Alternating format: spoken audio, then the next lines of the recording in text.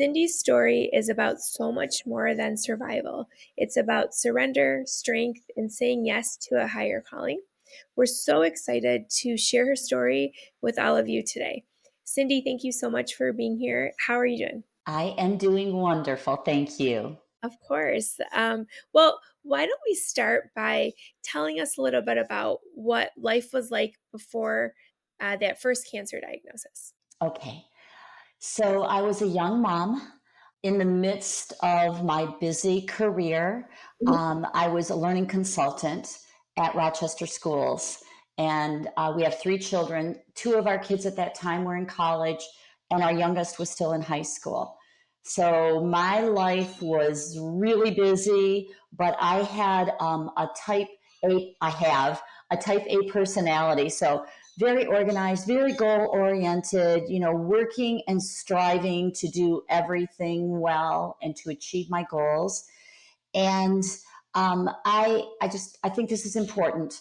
I had a very strong religious background, a very strong faith, but I had no relationship with God, no private, personal, loving relationship with God at that time.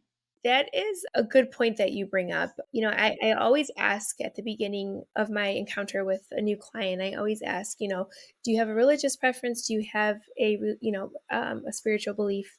And a lot of times I'll get, yeah, we belong to a church, or yeah, I've been to church, or yeah, I'm religious. But there is a big distinct difference between Yes. having a personal relationship and actually there's different I guess degrees or levels, and I think at difficult times that difference is highlighted, in my opinion.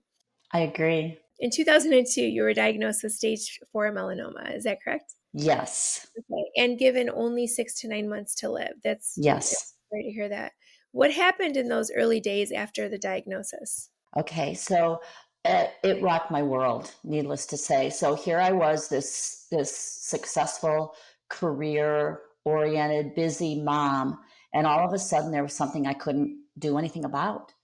The specialist said that it was incurable and that they could slow it down with treatment, but there was no cure, and they gave me 6 to 9 months to live.